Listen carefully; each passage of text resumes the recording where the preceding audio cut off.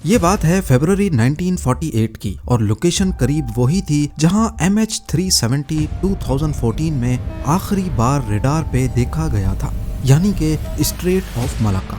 ये जगह मलेशिया और इंडोनेशिया के दरमियान एक पतली सी समंदरी पट्टी है जहां से दुनिया के हजारों बहरी जहाज गुजरते हैं। उस दिन मौसम बिल्कुल साफ, समंदर खामोश और हवा आम दिनों की तरह बिल्कुल पुरसुकून थी। इसी रास्ते पर अमेरिकन और ब्रिटेन के कई बहरी जहाज सफर कर रहे थे। सब कुछ नॉर्मल चल रहा था, लेकिन अचानक वहां मौजूद कई शिप्स के रेडियो को एक अजीब सा सिग्नल मिलता है। ज़ेम टीवी की वीडियोस में एक बार फिर से खुशामदीद। नाजरीन, ये मिलने वाला अजीब सिग्नल मोर्स कोड फॉर्मेट में था। मोर्स कोड कम्युनिकेशन का एक ओल्ड स्कूल तरीका जरूर है, लेकिन ये आवाज वाले मैसेजेस से कहीं ज्यादा रिलायबल होता था। नॉर्मली रेडियो पर अगर आवाज ट्रांसमिट की जाए तो वो डिपेंड करती है डिस्टेंस, एटमॉस्फेयर में मौजूद रुकावटें जैसा कि फॉग, डस्ट और ह्यूमिडिटी और लाइन ऑफ साइट पे। और जब रुकावटें होती हैं तो ऑडियो मैसेज पूरी तरह से रिसीवर तक नहीं पहुंच पाता, या तो वो फेड हो जाता है या रिसीवर एंड पे काफी डिस्टॉर्शन के साथ पहुंचता है। इसके बरक्स मोर्स कोड डॉट्स और डैशेस का एक कॉम्बिनेशन होता है जिसको रिसीवर एंड पे डीकोड करके इंग्लिश का पूरा सेंटेंस बनाया जा सकता है। इस मैसेज का सबसे बड़ा फायदा होता है कि इसको हजारों किलोमीटर दूर तक एटमॉस्फेयर की रुकावटों के बावजूद भी भेजा जा सकता है। उस दिन मलाक्का स्ट्रेट पे शिप्स को जो मोर्स कोड मिला था उसकी शुरुआत कुछ इस तरह की थी। 3 डॉट्स, 3 डैशेस और फिर दोबारा 3 डॉट्स। और यही पैटर्न 2 मर्तबा रिपीट हुआ और आगे डॉट्स और डैशेस का एक लंबा सिलसिला लिखा था। मोर्स कोड से इसको डिकोड किया जाए तो शुरुआती हिस्से का मतलब है SOS SOS। पूरे मैसेज की ट्रांसलेशन कुछ ऐसी बनती है। SOS SOS steam ship SS Ourang Medan की तरफ से दरखास्त है कि शॉर्ट वेव वायरलेस वाले जहाज डॉक्टर से रब्ता करें फौरन। ये था रिसीव होने वाला पहला मैसेज। उसके बाद बगैर किसी इंतजार के दूसरा मैसेज आता है और उसकी ट्रांसलेशन कुछ ऐसी थी। गालिबन सेकंड ऑफिसर मर चुका है, क्रू के दूसरे अफराद भी मर गए हैं, मेडिकल मशवरा ना दें, SOS जंगी जहाज से फौरी मदद की दरखास्त है। इस दूसरे मैसेज के बाद ओरंग मेडन ने अपनी पोजीशन भेजी और फिर आखिरी मैसेज भेजा जो शायद इनकम्प्लीट था। आखिरी मैसेज में सिर्फ था आई डाई और मैसेज खत्म। इस आखिरी मैसेज के बाद एक लंबा सन्नाटा छा गया। दूसरे जहाजों के रेडियो ऑपरेटर्स ने फौरन वापस से जवाब दिया, लेकिन आगे से कोई जवाब नहीं आया। अगले कई मिनटों तक ये खामोशी बरकरार रही और जिन जिन शिप्स को भी ये मैसेज मिला था उनको क्लियर हो गया कि SS ओरंग मेडन नामी इस शिप के साथ कुछ भयानक हुआ है। ये खौफनाक मैसेजेस मिलने के बाद सिल्वर स्टार नामी सबसे करीबी एक अमेरिकन मर्चेंट शिप थी। सिल्वर स्टार के कैप्टन ने उस लोकेशन तक जाने का फैसला किया जहां से सिग्नल आया था। उन्होंने अपना रास्ता बदला और तेजी से SS ओरंग मेडन की तरफ बढ़ने लगे।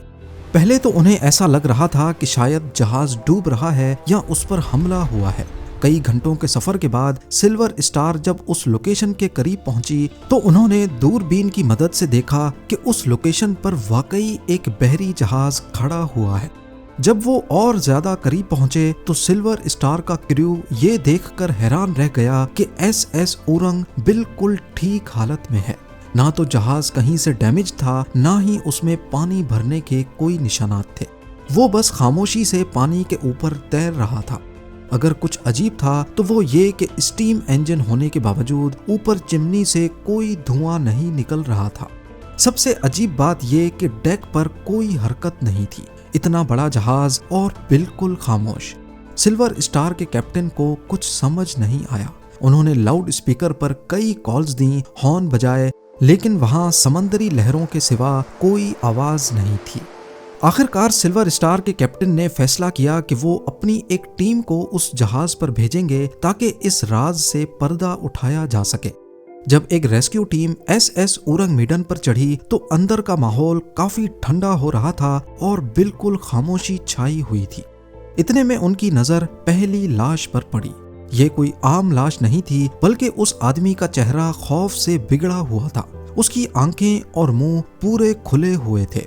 ऐसा मालूम हो रहा था जैसे मरते वक्त इसने इंतहाई खौफनाक मंजर देखा हो। उसकी बॉडी अकड़ी हुई थी और हाथ आगे की तरफ फैले हुए थे, जैसे वो किसी चीज को रोकने की कोशिश कर रहा हो। रेस्क्यू टीम आगे बढ़ी तो उन्हें और भी लाशें मिली। डेक पर हर तरफ बॉडीज बिखरी हुई थी। कैप्टन अपनी जगह पर ही मरा हुआ था, बाकी ऑफिसर्स ब्रिज पर मरे हुए थे, यहाँ तक के शिप का कुत्ता भी मरा हुआ मिला। उस कुत्ते की मौत भी नॉर्मल नहीं लग रही थी, वो भी अकड़ा हुआ था और उसका मुंह भी खुला हुआ था। सबसे हैरान करने वाली बात यह थी कि किसी भी बॉडी पर कोई जख्म के निशानात नहीं थे, ना खून बहा था, ना कोई चोट लगी थी, ना ही किसी लड़ाई के निशानात वहां मिले। बस सबके चेहरों पर वही एक खौफनाक एक्सप्रेशन था। रेस्क्यू टीम जब रेडियो रूम में पहुंची तो वहां उसी रेडियो ऑपरेटर की लाश मिली जिसने ये सारे रेडियो मैसेजेस भेजे थे। उसकी उंगलियां अभी भी मोर्स कोड के की पर उसी हालत में थीं जब उसने आए डाय का मैसेज भेजा था। सिल्वर स्टार की रेस्क्यू टीम को एक बात तो कंफर्म हो चुकी थी कि यहाँ पर कुछ बहुत ही एबनॉर्मल हुआ है, क्योंकि लाशों पर कोई वाज़े चोटों के निशानात नहीं थे और सबकी मौत खौफ के मारे ही हुई है। इस पॉइंट पे उन्होंने फैसला किया कि जहाज को रस्सियों से बांधकर नजदीकी पोर्ट पर ले जाया जाए ताकि इस पर मजीद इन्वेस्टिगेशन की जा सके। अभी रेस्क्यू टीम ने रस्सियां बांधना शुरू ही की थीं कि जहाज के निचले हिस्से कार्गो होल्ड नंबर 4 से धुआं निकलना शुरू हो गया। पहले हल्का धुआं ही था, लेकिन देखते ही देखते आग भड़क उठी। ये आग इतनी तेजी से फैली कि रेस्क्यू टीम के पास भागने के सिवा कोई और ऑप्शन नहीं था। वो फौरन अपनी छोटी बोट्स में वापस कूद गए और अपनी जान बचाकर सिल्वर स्टार की तरफ चले गए। जैसे ही वो अपने जहाज पर वापस पहुंचे, SS उरंगमीडन में जबरदस्त धमाका हुआ, जिसने जहाज के मलबे को दूर दूर तक समंदर में फैला दिया। देखते ही देखते वो मिस्टीरियस जहाज अपने तमाम राजों और उन खौफनाक लाशों के साथ समंदर की गहराइयों में डूब गया। अब वहां कोई सबूत नहीं बचा था, सिर्फ गवाही थी सिल्वर स्टार के क्रू मेंबर्स की, जिनके सामने ये सारा वाकया हुआ था। चूंकि कोई सबूत ही मौजूद नहीं था, इसीलिए कई लोगों ने इसको मन गढ़ंत कहानी कहा और कुछ लोग इस पर कॉन्स्पिरेसी थ्योरीज बनाने लगे। कुछ रिसर्चर्स का कहना था कि SS उरंगमीडन नाम का कोई जहाज ऑफिशियली रजिस्टर ही नहीं था। लॉयड्स शिपिंग रजिस्टर, जो दुनिया के तमाम जहाजों का रिकॉर्ड रखता है, उसमें इस जहाज का कोई नाम नहीं मिला। लेकिन दूसरी तरफ इस वाक़े पर यकीन रखने वाले रिसर्चर्स मानते हैं कि ये वर्ल्ड वॉर 2 के फौरन बाद का दौर था। उस वक्त बहुत से बहरी जहाज फेक नामों से चलते थे या रजिस्टर्ड ही नहीं होते थे।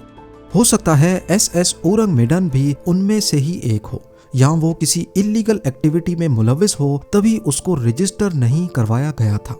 कुछ अरसे बाद 1954 में डच न्यूज़पेपर्स में एक आर्टिकल छपता है जिसमें SS उरंगमीडन का ये सारा वाकया बयान किया गया। इसमें कुछ लोगों के इंटरव्यूज भी छपे जो इस मिस्टीरियस जहाज पर पहले काम कर चुके थे।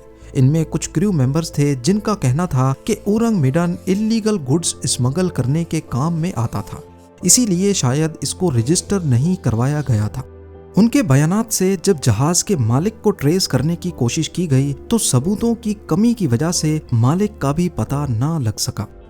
इस वाक़े के कई सालों बाद मई 2003 में अमेरिकन इंटेलिजेंस एजेंसी CIA ने कुछ सीक्रेट फाइल्स को पब्लिक किया, जिसमें एक फाइल इसी मिस्टीरियस जहाज SS उरंगमीडन से रिलेटेड थी। ये एक लेटर था जो 29 मई 1958 वाले दिन CIA को लिखा गया था।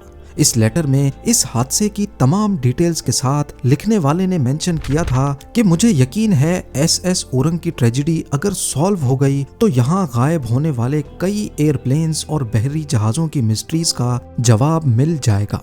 इस लेटर पर CIA ने कोई इन्वेस्टिगेशन की या नहीं, पर इस लेटर को अगले 45 सालों तक सीक्रेट फाइल्स में रखा गया और फिर 2003 में डीक्लासिफाई किया गया।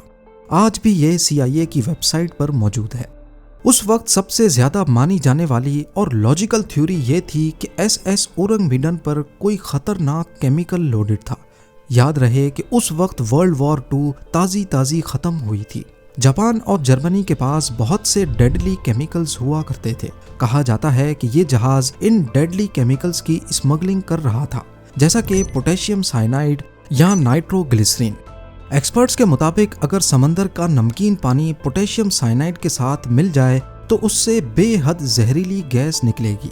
ये इंसान की लंग्स में जाकर केमिकल रिएक्शन करती है और दम घुटने से फौरन मौत हो सकती है। इस थ्योरी से ये बात साबित होती है कि वहां से मिलने वाली बॉडीज पर कोई जख्म क्यों नहीं थे। नाइट्रोग्लिसरीन की बात की जाए तो वो एक एक्सप्लोसिव केमिकल है। अगर उसे सही से स्टोर ना किया जाए तो वो अपने आप भी फट सकता है। हो सकता है रेस्क्यू टीम ने जो आग देखी वो इसी केमिकल का नतीजा थी। एक और एंगल ये है कि शायद ये जहाज यूनिट 731 का सामान लेके जा रहा था। यूनिट 731 जापानीज आर्मी का वो खौफनाक यूनिट था जो इंसानों पर बायोलॉजिकल एक्सपेरिमेंट्स करता था। जब अमेरिकन इंटरवेंशन के बाद जापान जंग हार गया तो अमेरिका ने उनके साइंटिस्ट को अपने पास शिफ्ट करना चाहा। हो सकता है कि ये जहाज वही सीक्रेट बायोलॉजिकल वेपन्स या केमिकल्स लेके जा रहा हो और रास्ते में लीकेजेस की वजह से पूरा क्रू मारा गया।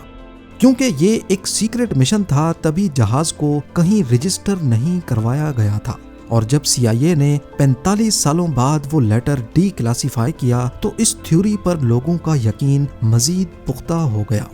एक और दिलचस्प पॉइंट ये है कि सिल्वर स्टार के क्रू ने बताया कि वहाँ का माहौल बहुत भारी था। कुत्ते का मरना और उसका एग्रेसिव पोस्ट में फ्रीज हो जाना जाहिर करता है कि शायद उसने वहाँ किसी खौफनाक चीज को देखा हो। ये पॉइंट इस हादसे का रुख सुपर नेचुरल मिस्ट्री की तरफ करता है। SS ओरंग मिडन की हकीकत आज भी समंदर की गहराइयों में कहीं दफन है। हम सिर्फ अंदाजा लगा सकते हैं। अगर हम लॉजिकल होकर सोचें तो केमिकल लीक थ्योरी सबसे ज्यादा स्ट्रॉन्ग लगती है। जापानीज वॉर क्राइम्स के केमिकल्स, उनको स्मगल करना और सेफ्टी की कमी ने उन बेचारे सेलर्स की जान ले ली।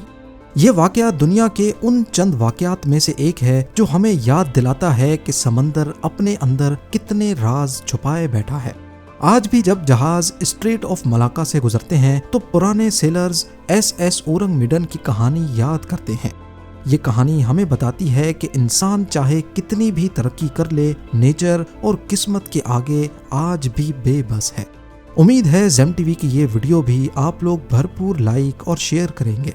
आप लोगों के प्यार भरे कमेंट्स का बेहद शुक्रिया। मिलते हैं अगली शानदार वीडियो में।